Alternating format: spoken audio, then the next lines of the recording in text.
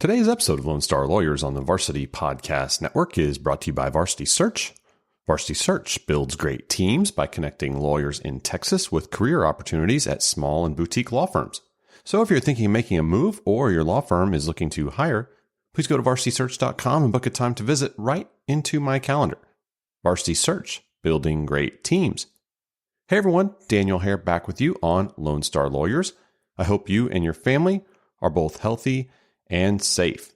Before we get into this episode, I want to again let you know of the positions that we are currently searching for, as we are getting new ones almost every other day now, it seems, and we are filling other ones. So it's constantly changing. So in Dallas, we are looking for a construction litigation attorney, also a business and insurance defense litigation attorney, and then a private offering securities/real estate attorney. Those are all in Dallas. Then in Tarrant County, we are looking for a family law attorney. In Houston, we're looking for a business and commercial litigation attorney, as well as a plaintiff's firm briefing attorney. Those are in Houston. And then in Austin, we're looking for an estate planning attorney. And in San Antonio, a business and commercial litigation attorney. So a number of opportunities there. If you want more information or want to recommend someone or you want to apply yourself, would love to hear from you. You can email me, Daniel at varsitysearch.com, or go to varsitysearch.com/lawyers. All right. Today we are in Austin, where our guest is Michael Kabat. Michael is a partner at McGinnis Lochridge, where he represents clients in complex commercial and civil litigation disputes. He also handles cases involving technology and intellectual property. Now, Michael was a Texas Super Lawyers Rising Star each year from 2013 to 2019. So he has a lot of great things to say, and I'm excited to have him on. All right, with that, let's hop into our conversation with Michael Kabat on today's Monday Mentors episode of Lone Star Lawyers.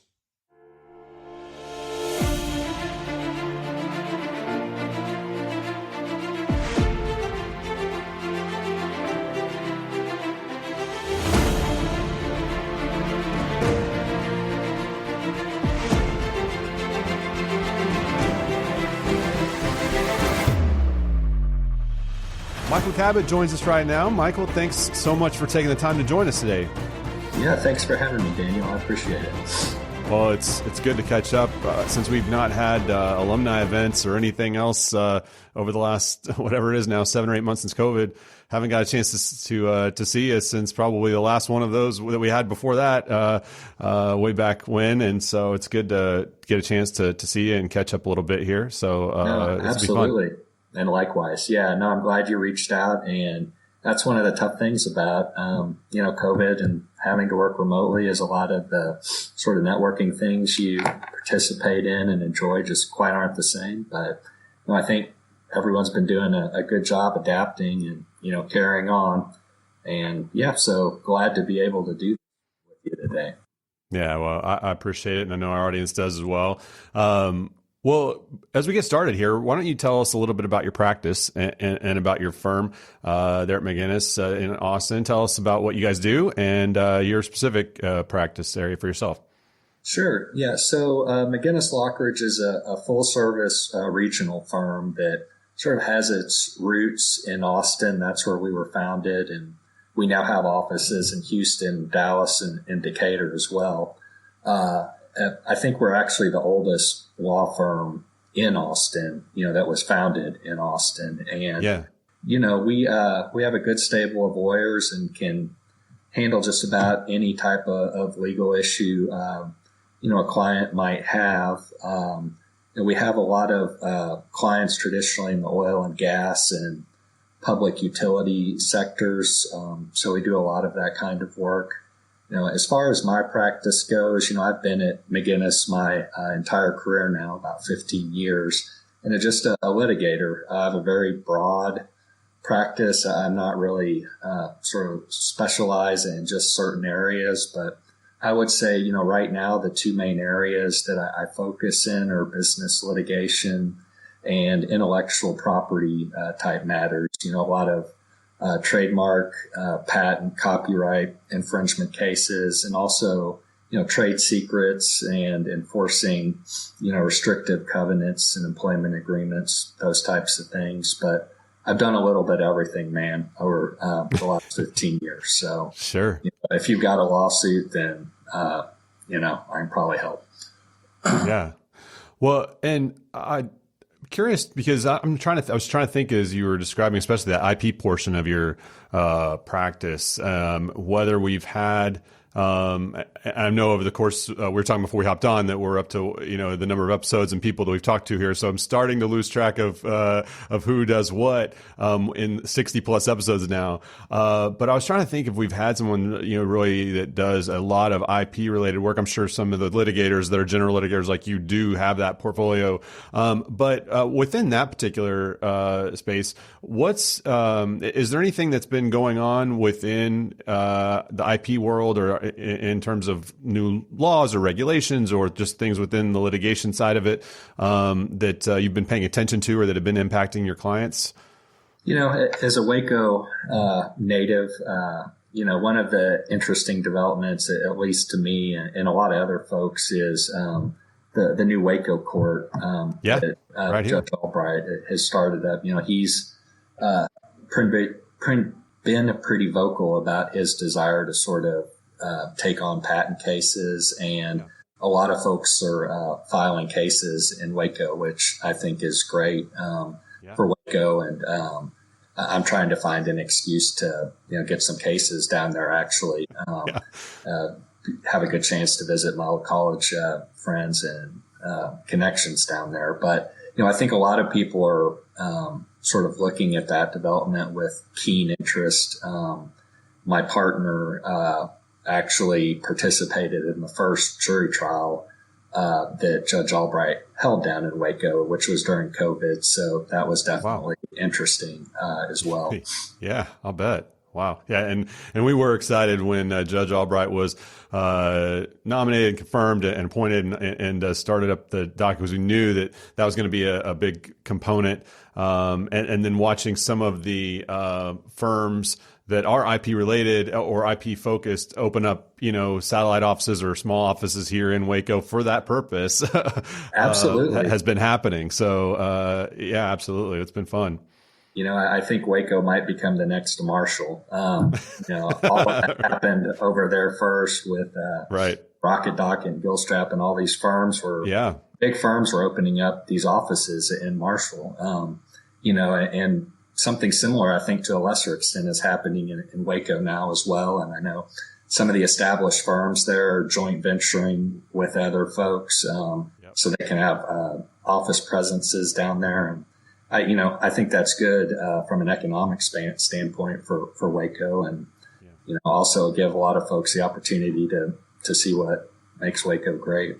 Yeah, well, that's fun. Will definitely be something to watch, and look forward to having you up here whenever you get a chance to get up in that court. Hopefully in the next year. Hoping to get there. So absolutely. Well, I also want to hear a little about what has been going on within your firm and your practice as it relates to COVID, and kind of both on the side of how the firm has been operating and what's, and for context, people listening after the fact, we're recording this December 3rd, 2020. So we know that things change quite a bit from month to month. And so whenever you're listening to this, things might look differently. But as of December 3rd, so what things are happening within your firm as it relates to that? Are people, some working from home or remotely still versus office or hybrid, or and then also want to talk a little about your clients too. But let's kind of start with the way the firm's operating.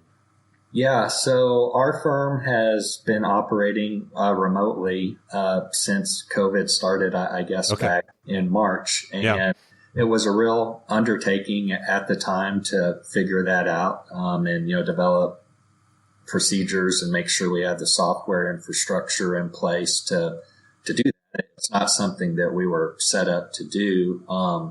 But I think we have done a pretty dang good job as far as, getting all the attorneys and support staff, the software and the technology they need. So, we sort of transferred to Microsoft Teams to do a lot of the conferencing and day-to-day sort of interactions.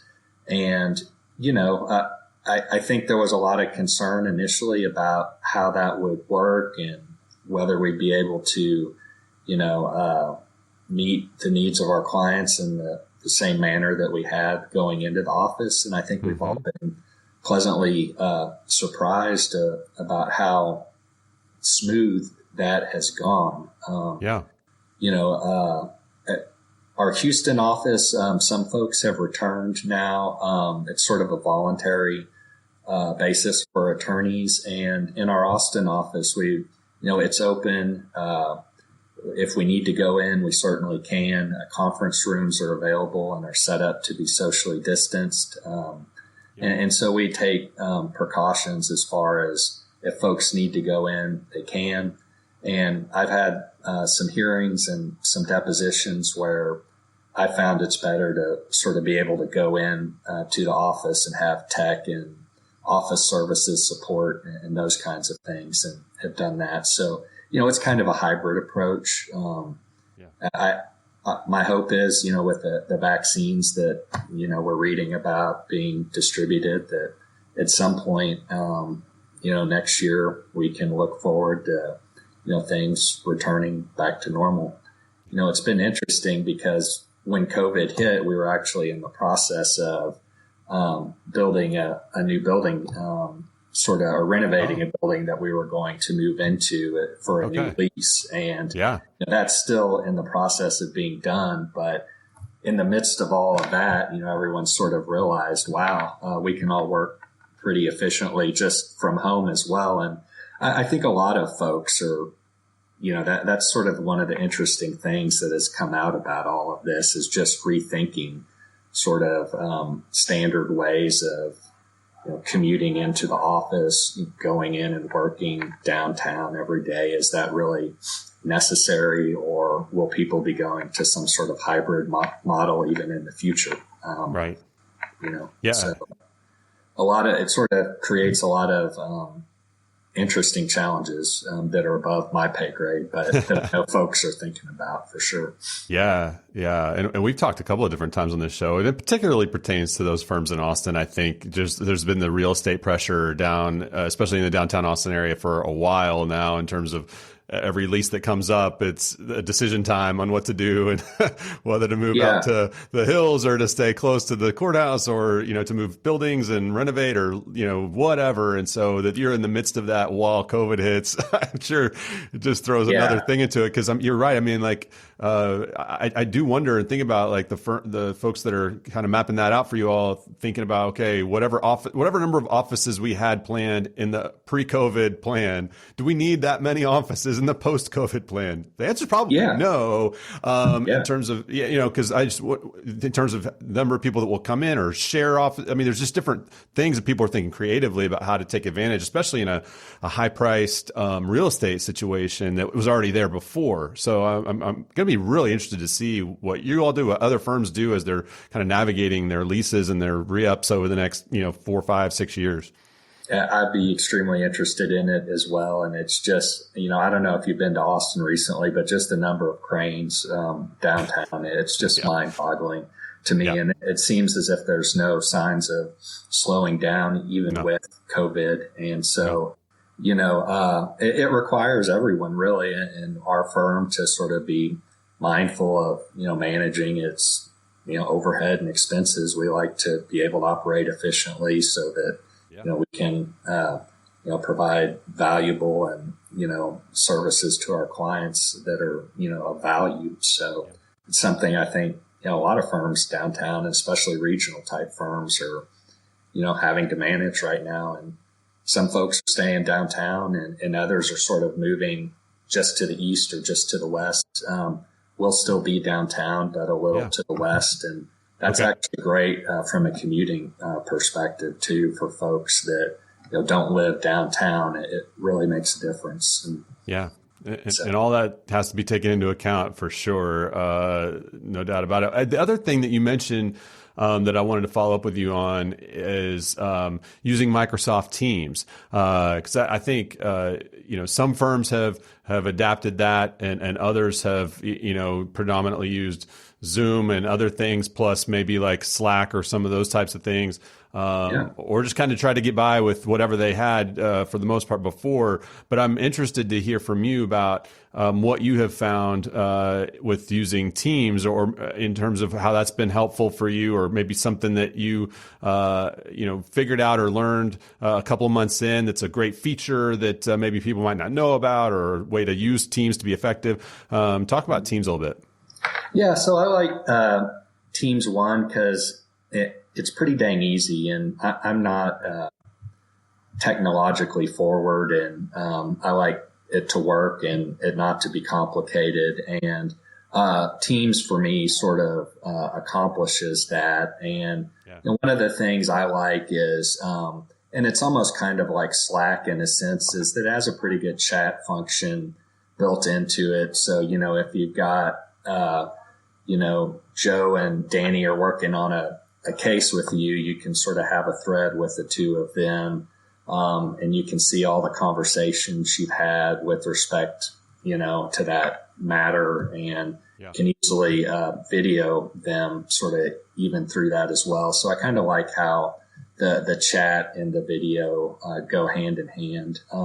Screen sharing on it's okay, and we've been able to have a lot of firm-wide meetings on Teams and, with the presenter doing PowerPoints and those kinds of things. So, it's a way for us to still see each other and, sort of keep tabs on who needs to put a mask on and get a haircut, or, who's doing well working remote, and, just good to see everybody. Sure.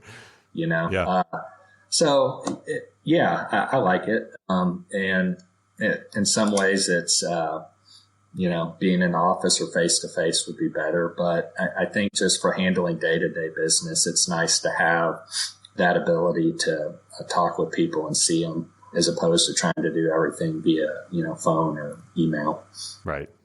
Well, and just to give you a little bit of affirmation here, you are one of the few that have hopped on here and been ready to go with all of your audio stuff working right away. So I think your tech savvy is a little bit better than you lead on with your earlier comments. So, well, thanks. I appreciate that. Well, I want to switch gears and ask you about your early years as a lawyer, and would ask you to share something maybe that you learned then that had stuck with you and you felt like was an important part of who you became as a lawyer, who you are today, something you'd want to pass on to our audience of mostly younger and newer lawyers getting started.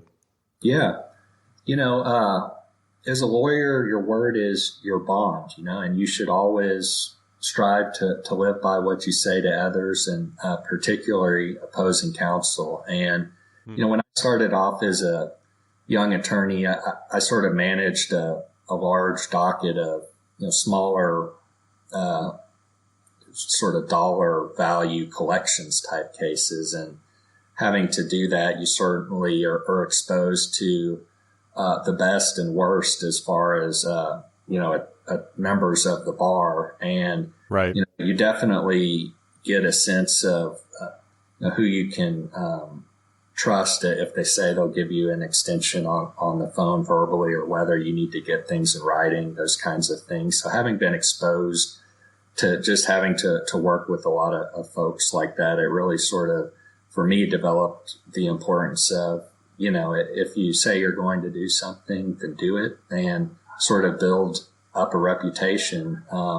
And you will, be working with these folks again, or if not them personally, you will develop a reputation within the community in which you work. And it's helpful to have one where people will think of you as, someone that they can trust, and it'll make your life easier as far as, if you need an extension or, need to reschedule things. Being able to work with opposing counsel on those things is really important. I think it helps the client. It helps to minimize costs and expense on both sides. And, integrity is an important thing for a lawyer to have, and it takes time to build it up, and it's something that can go away really quickly too. So, yeah, to me, that was one of the lessons I learned early. The other is, and especially if you work in a larger firm, you need to treat your partners as your client, really, and not to lose sight that you're in a client service business in which you have a fiduciary obligation to your clients. And the way for young attorneys, in my view, is to get more responsibility in cases and, to get the opportunities, to take the depositions or to, be a part of the trial team, is to impress the partners that are giving you that work and convince them that, they can trust what you're going to do and not have to double check everything, and know that you've taken ownership of this matter and that you can handle it. I think any partner that hires an associate, that's what they want and are hoping to achieve. And, the first couple of years, they're sort of, when they give you those assignments, that's your opportunity as an associate to sort of demonstrate that you're honest, you're eager to do a good job. And, once that's been established, I think, start getting more opportunities and ways to help on cases. Yeah, absolutely. Thanks for that. One quick follow-up for you on the integrity piece and the trust build up and being, a person of your word. I think that is really important. For most people, I'm guessing that there are some circumstances that you put in one bucket, which are kind of obvious black and white. This is right. This is wrong. You may choose to do the wrong thing, but you're doing it and you're maybe taking the shortcut or, you're being dishonest, whatever. And those are the kind of the easy calls, whether you make the right call or not. Those are kind of the easy ones. What I wanted to follow up with you about is I'm sure there are also plenty of circumstances that are somewhere in more of a gray area where maybe you haven't given your full word on something, but you kind of know the other side probably thinks that that's what is normal or that's what you would do. Your client may actually in the short term, suffer for you holding yourself to your word for that situation. How do you kind of, what's the framework or maybe the lens through which you filter those kinds of decisions through when it is a legitimately like close call where it's not a kind of black and white, right or wrong, but it is sort of a trickier one. What do you go about process wise to make those calls? Some are definitely easier than others. I tend, if it's a difficult call, what I think about is what impact will what I'm deciding to do have on the client?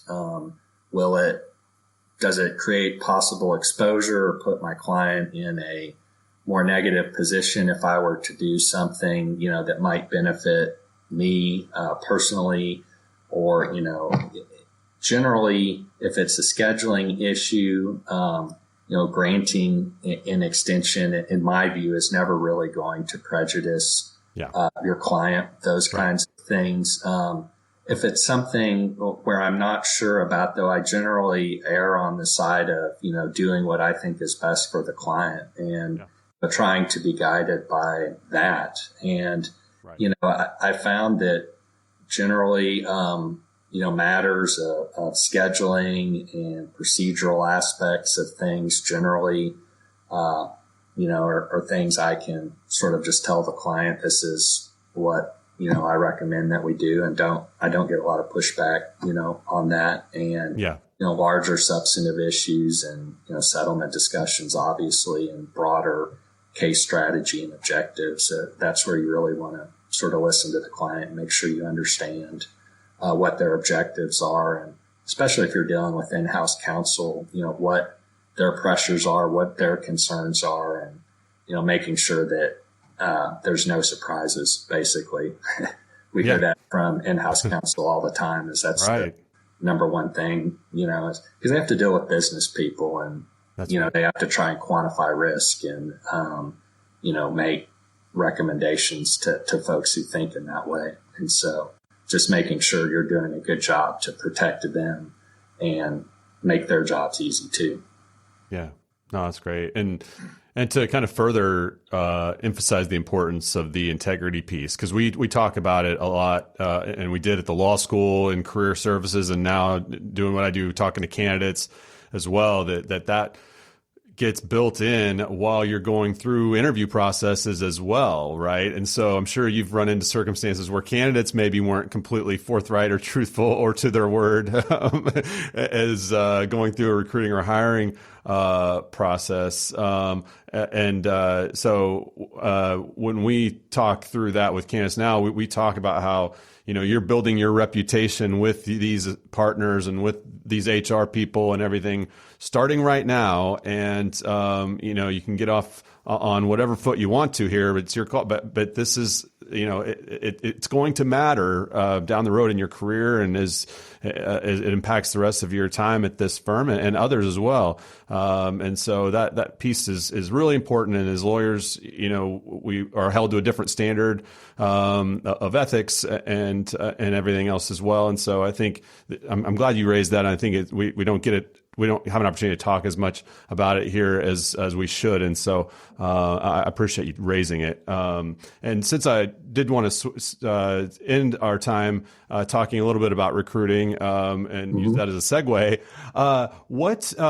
when you all are in the process of hiring and looking for people to join the firm, and I'm thinking particularly people that are now maybe out in practice for a couple of years, thinking about making a lateral change, coming over from somewhere else. What are one or two things that you're looking for that stand out and kind of maybe indicate to you that there's someone that you all should really take a good look at and would be a possible positive addition to your firm? Yeah, so if it's someone who's been out and, has practiced for a couple of years and is looking to make a lateral move, I think, we're primarily interested in, what is that person's experience been at the prior firm? What level of responsibility do they have as far as managing cases in their docket? What do the people at that firm think of that person as far as being someone, a colleague to work with and, an attorney at the firm? And also just, wanting to make sure culturally that the person would be a good fit, someone that we'd enjoy practicing law with, and that would, fit well with whatever need we have at the firm. Generally, when we're looking for a lateral recruit, we have a specific need. And so in a certain area, so obviously we're sort of looking for someone who has an interest in practicing in Austin and has that relevant experience. But, at the same time, we're looking for people that, will enjoy practicing law with, that we think will develop into a partner at the firm and, develop a book of business and help grow the firm in that way. Yeah. You mean there are people that don't want to practice in Austin? Surprisingly, I think there are a few. I consider myself should be an easy lucky. Box to check, I would think. Yeah, I thought I might end up practicing in Waco as someone who's sort of born and lived in Waco, and took a clerkship at McGinnis as sort of to fill out my summer, and really enjoyed the firm and found the legal market in Austin to be there's more opportunities to work on different types of cases and that kind of thing. So I considered myself lucky. It's a great place. And the legal market here continues to grow. I know a lot of national firms are looking to open up Austin offices, and I think we're sort of eventually going to catch up to Dallas and Houston. I mean, I think they'll always be bigger than we are, but Austin is certainly growing. No doubt. It used to be, tough to get a private firm job. It's really more sort of state employment or working in agencies. There's a lot of those types of opportunities, still are. But with all the tech, software, sort of growth that Austin has faced, I think a lot of the law firms are sort of looking to expand their footprint in Austin as well. So, yeah. And I did want to highlight as well something you mentioned, which which a lot of firms might say, some will mean, I know that you do, in the sense of you're looking to hire partners, future partners. And I think that's important for candidates to know, as well. And not that necessarily one's right or wrong or good or bad, but in terms of what a candidate is looking for, some firms are going to naturally, have a reputation over time of not making very many partners out of their associates, and people will ultimately move on after a number of years to somewhere else, versus places where there's a very intentional plan in recruiting to hire future partners and people that want to become a partner and could become a partner. And so you mentioned it, develop business and all those things, which if you go to a firm that just wants to develop and use your associate skills and hours, then that's not going to be the case. So I think it's great that you mentioned that, because it's important to find the right fit for people. And that's not always the case at every place. Yeah, it's a huge difference. And it's one I think a lot of law students or maybe even young attorneys don't really appreciate, but just how is a firm structured? And a lot of very large and national firms, it's sort of a pyramid structure where there's not a lot of partners, and there's a lot of associates. And generally, there's a high associate turnover rate relative to everything else, and it's a leveraged type system, and, right. There's benefits to that. And there's also, some drawbacks as well, depending on what you're looking for.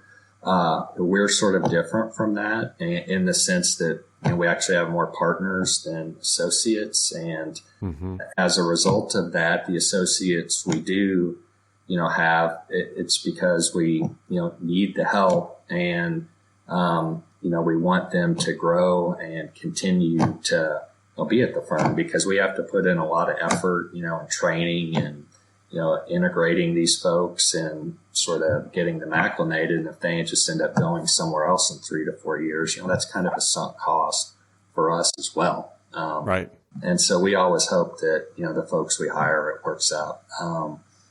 And we don't always get it right, but that's certainly what we are shooting for. Yeah, absolutely. And so it does matter. And also when candidates are interviewing, knowing that that's the purpose of the firm, because, whenever you're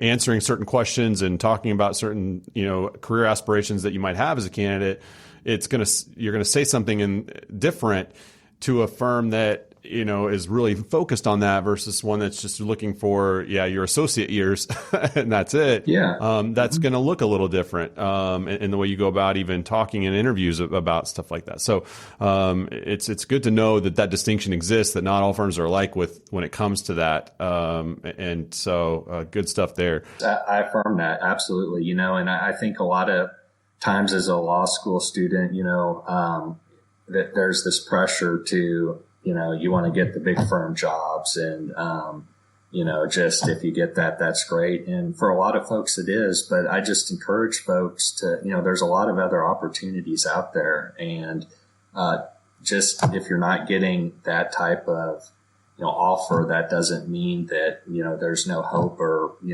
despair. Sure. There's, all different kinds of firms.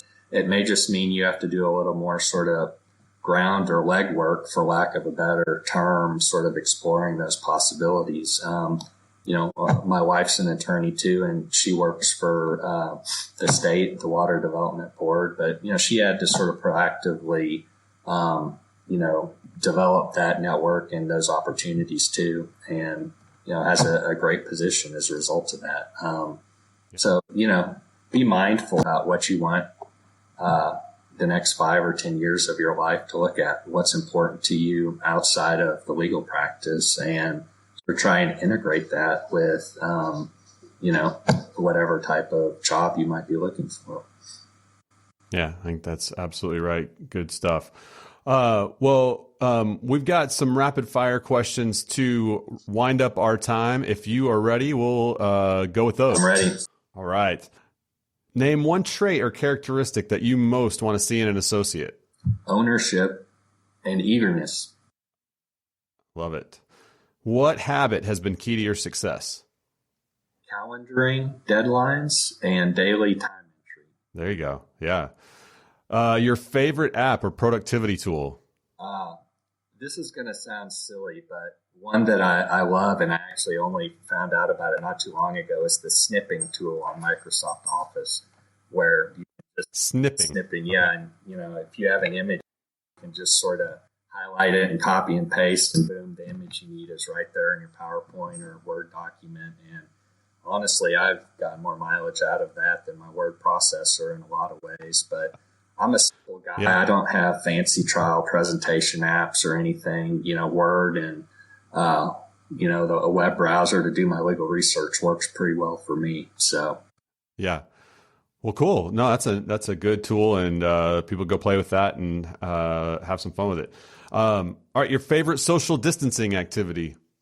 Sleeping has been a good one. I enjoy that. There you go. When I'm not doing that, hitting Netflix pretty hard and, trying to catch up on some reading. So, those things are sort of keeping me busy, and been enjoying the opportunity to sort of get caught up on some of my shows. I was going to ask you, any Netflix binge worthy shows to put on the radar? Yeah. So I just finished Queen's Gambit, which I actually, I've seen that. Chess. I thought that was pretty good. And then on Amazon Prime, I'm watching The Boys, which is a unique take on super hero team that sort of puts what if they were owned by a corporation and weren't just completely altruistic and were sort of selfish. And so it's an interesting twist. And I've kind of been enjoying that show as well right now. That's cool. Mm-hmm. Cool. Well, I will take the opportunity to tell people. So my wife and I have been rewatching The West Wing on Netflix over the past few months. And I just saw it pop up on my screen last night that it's going away on December 24th from Netflix. Oh, my. So if you're trying to do that, you got about 21 days from now. But when you hear this episode, you have like 10 days to get through that before it moves over to, I think, HBO Max is what I read is where it's headed. So, that's a great show, too. That caught me by surprise. But we're into season 5, so we've got all the best stuff really kind of down now. So it won't be too bad if we have to miss the last season or two. But anyway. Sure. And then lastly, your favorite legal movie, speaking of shows and movies here. Yeah, so I won't say My Cousin Vinny. I feel like that one's sort of overplayed by lawyers. I'll go a slightly different route and say Intolerable Cruelty. With Catherine Zeta-Jones and George Clooney. I think that's hilarious, and I get a kick out of it every time I watch it. So. Well, we're always looking for legal comedies to add onto the list because there's obviously so many high drama type shows and things like in movies and things like that. So, because we did Liar Liar and Legally Blonde in our little movie legal review episodes earlier in the year, and so love to add the comedies into it. It's a good one, yeah. If you haven't seen it, check it out. It's pretty funny. That's awesome. Well, Michael, thank you so much again for taking time to be with us. We appreciate it, and wish you all the best. Yeah, Daniel, thanks for having me, and likewise, appreciate the opportunity to visit with you today. All right, my thanks again to Michael Kabat for joining us on the show today. If you enjoyed this episode, would you consider doing 2 things? Would you subscribe so you don't miss an episode? And then would you rate and review the podcast in Apple Podcasts or wherever you listen to your podcasts? If you have suggestions or thoughts about the show, or if I could help you in any way, please email me directly, daniel@varsitysearch.com. Also, don't forget to check out those opportunities that we mentioned at the top of the show that we are currently searching for, and let me know if you or someone that you know might have interest or be a good candidate. All right, that's it for today's episode of Lone Star Lawyers. Thanks again so much to each of you for listening.